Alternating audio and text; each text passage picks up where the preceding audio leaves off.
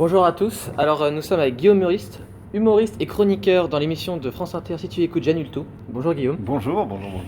Alors l'émission vient juste de se terminer. Comment on se sent quand on sort d'une émission?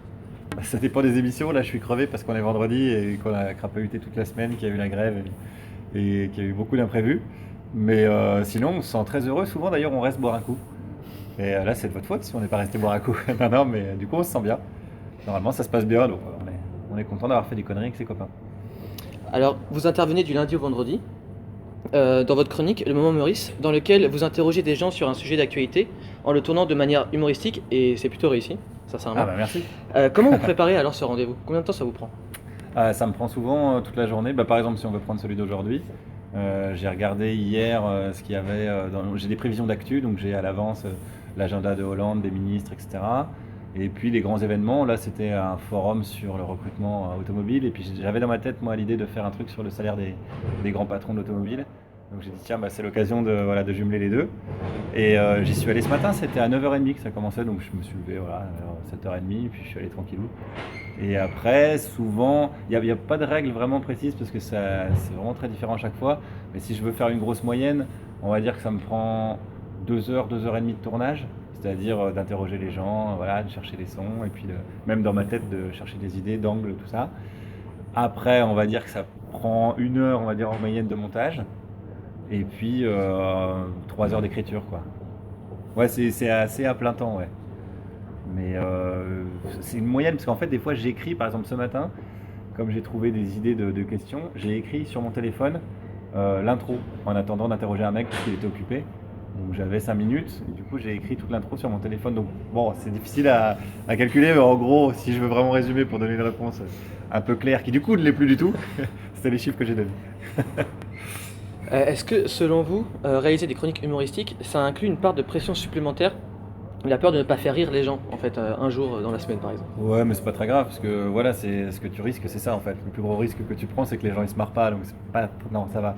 Au niveau du risque, on est cool, hein. On risque pas de tomber dans un truc parce qu'on est ouvrier, je sais pas où, ou alors de se prendre une balle dans le cul parce qu'on est reporter de guerre. Donc non, non, le risque est vraiment très très léger. Mais même sur scène, moi je fais de la scène, à la base je suis comédien et j'ai un spectacle d'humour, donc c'est le même, voilà, le même risque.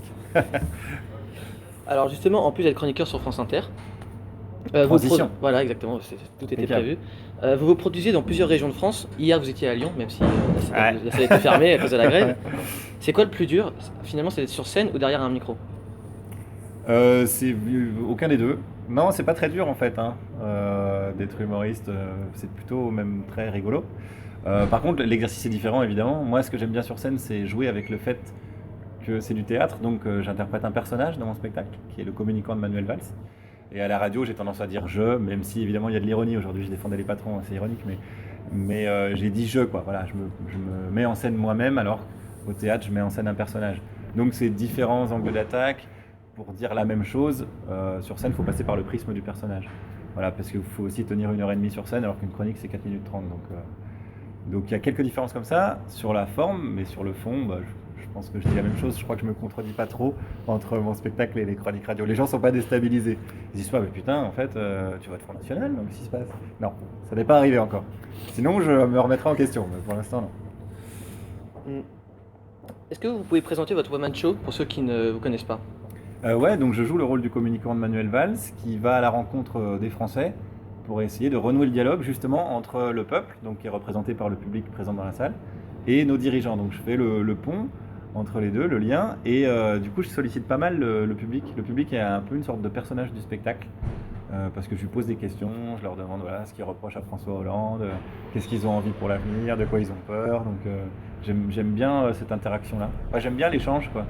Je trouve que c'est ça aussi qu'on n'a pas à la radio forcément, même si on a l'échange avec les potes autour de la table, mais voilà, de pouvoir solliciter les gens, ça m'amuse beaucoup, ouais.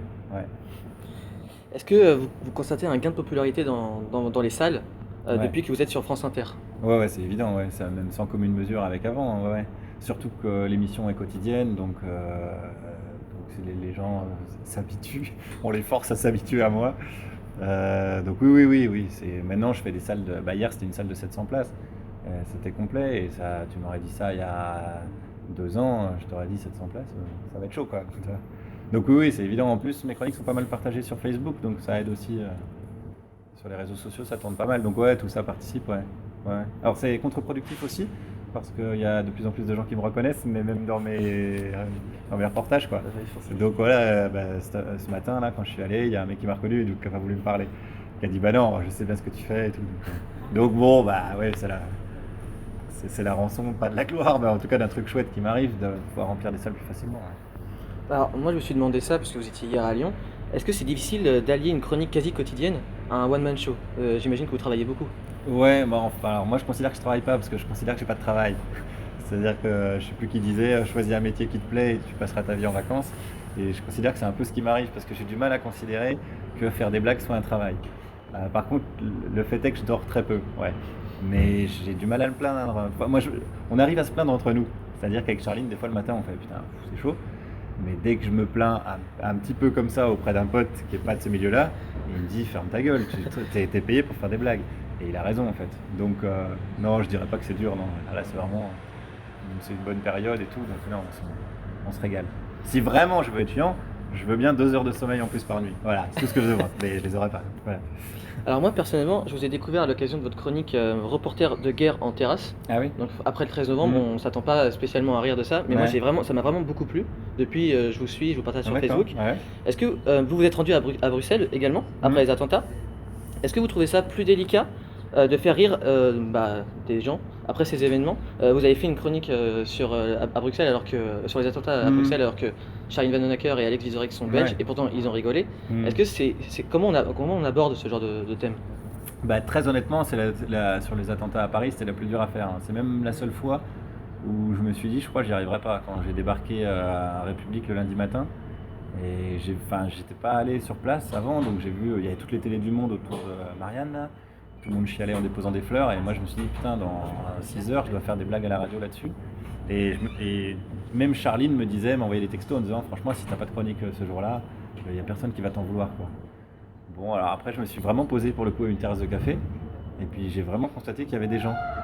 Et du coup, j'ai commencé à écrire 2-3 conneries, 2-3 questions. Et puis je me suis dit, bon, je vais aller tâter le terrain, quoi, interroger les gens, et puis ça a plutôt bien répondu les 2 ou 3 premières fois, tu vois. Et après, du coup, je me suis dit, bon, bah c'est bon, et j'ai envoyé un texto à Charline, j'ai dit, je pense que j'aurai 4h30 cet après-midi. Et voilà, après, juste, je tiens à rappeler que ce qui participe au bon fonctionnement de la chronique, c'est aussi parce que les gens se marrent autour de la table. En fait, je crois que si je fais la même chronique avec les mêmes sons et le même texte et que tout le monde autour de la table fait la gueule, je crois que tout le monde me prend pour un gros connard en disant t'as osé faire des blagues, tout ça. Donc c'est aussi très très collectif cette émission. C'est pour ça qu'on est aussi à l'aise, et je pense aussi à Thomas VDB qui fait vraiment des chroniques hilarantes où on se poile à chaque fois, mais parce que comme on est potes, on est tellement bienveillants entre nous qu'on peut se permettre d'aller plus loin pour faire marrer les copains, et je crois que c'est ça qui participe aussi à la folie générale, j'ai envie de dire. C'est mon analyse, hein. Je ne sais pas si elle est juste, mais en tout cas moi je l'ai ressenti pour la fameuse chronique en terrasse, et je me suis dit si c'était pas marré, c'était un peu tendax, quoi. Alors avec l'équipe de la Pause Actu, on réalise aussi nous plusieurs micro-trottoirs. Ouais. Et on s'est finalement rendu compte que la difficulté c'était de réussir à accrocher les gens à ce qu'ils restent devant la caméra. En plus, vous avez une caméra, c'est plus dur avec une caméra, parce que moi souvent les gens ils me disent oh là là non, moi je veux pas qu'on me reconnaisse. Moi je dis bah non, mais j'ai juste un petit enregistreur et un micro, je dis c'est de la radio, je sais même pas votre nom. Ouais, la caméra ça doit être beaucoup plus dur, ce que vous faites. Alors excusez-moi, est-ce que vous aussi, comme nous, vous prenez des vents en fait? Ouais, carrément, ouais. Oh bah oui. Enfin, il y a beaucoup de gens qui veulent pas répondre. Bah sur les micro-trottoirs notamment, parce que tu chopes les gens à un moment où ils ont pas prévu de parler du tout, quoi. Ils font leur marché, moi je vais sur les marchés souvent. Après, quand tu vas à l'Assemblée, les mecs qui passent salle des 4 colonnes, a priori c'est qu'ils ont envie de parler à la presse, donc tu te prends moins de vent, mais ouais. Et les salons, c'est pareil, les gens ils sont là pour quelque chose, donc ils sont dans un cadre professionnel. Après, les gens que tu chopes dans la rue, ouais. Alors paradoxalement, je pense qu'avec une caméra c'est plus facile, par exemple pour les députés ou politiques en règle générale, parce que s'ils veulent pas répondre à ta question, toi tu peux filmer le fait qu'ils ne veulent pas répondre à ta question, c'est ça ce que je veux dire. Et du coup, c'est quand même, ça veut dire quelque chose. Eldin, il s'en sort pas mal de ça, par exemple. Alors qu'à la radio, t'as juste un silence, quoi. Des fois, j'utilise, parce que des fois, je suis en train d'interroger un mec, puis il me répond pas à une dernière question, j'utilise le blanc, mais il faut déjà qu'il ait répondu avant, quoi. Alors moi, j'ai une question un peu plus personnelle. Dans votre chronique, là où je vous ai découvert, de reporter Ouais. en terrasse, de guerre en terrasse, à un moment, vous demandez le prix d'un café à une personne qui est attablée en Ouais. fait à une terrasse de café, et donc il vous répond que c'est 2,60 € Mm. et vous demandez si c'est pas ça de se faire assassiner en terrasse. Alors Ouais. moi ça m'a fait beaucoup rire parce qu'on a besoin de rire après ça, mais est-ce que vous avez des personnes qui vous en veulent après? Est-ce qu'on vous écrit des mots parfois pour vous dire voilà vous êtes allé trop loin, ce que vous avez fait c'est mal? Jamais sur ces choses-là. Les gens ils m'en veulent sur des questions de fond. Ils sont pas d'accord avec moi et puis voilà. Mais sur ces choses-là, t'as été trop loin, vous n'avez pas le droit de rire de ça. Non, ça j'ai jamais eu encore. Sur des questions de fond, plein quoi. Comme tu vois, France Inter c'est un peu catalogué à gauche. Par exemple, j'ai fait une chronique sur Cuba. Parce qu'il y avait la visite de Raúl Castro. Alors là, j'ai reçu des mails, ça y est, t'as changé, nous on croyait que t'étais de gauche, mais en fait.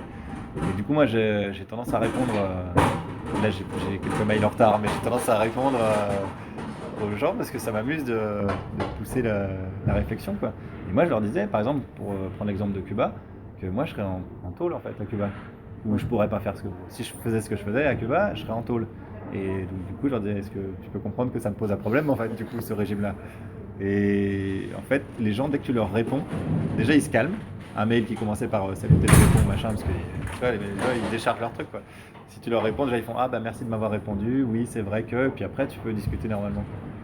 Mais donc c'est plus sur des choses de fond comme ça, des convictions que sur non là par exemple j'ai jamais eu. Après je pense qu'il y a des gens qui n'ont pas aimé, hein, tu sais, mais ils me le font pas savoir. Euh, pour finir tout simplement, comment vous voyez votre avenir dans l'humour et dans les médias? Là, j'en ai absolument aucune idée. Je suis un garçon, donc je me projette pas du tout dans l'avenir. J'ai peur de l'engagement, tout ça. Vous pensez rester encore ici sur France Inter Bon, tant qu'on veut bien de moi et qu'on me laisse faire ce que je veux, j'ai pour l'instant pas de raison de partir, mais les médias, ça va très vite, hein. C'est c'est très rapidement, ouais, génial, et puis le lendemain, ouais, non, je sais pas, hein, c'est un peu moins bien. Parce que les audiences sont moins bien, parce que t'as dit un truc qui a déplu. Donc je me fais pas d'illusions sur ce monde-là. Je sais que voilà, ça peut aller très vite dans un sens comme dans l'autre. Moi, je sais qu'à côté, j'ai mon spectacle et que ça, c'est moi qui gère, c'est moi qui, voilà, qui décide d'arrêter, de jouer où je veux, tout ça. Donc, c'est ma stabilité, on va dire. Et puis après, on verra. Bah, écoutez, merci beaucoup Guillaume Meurice. Bah, merci à vous. Merci beaucoup.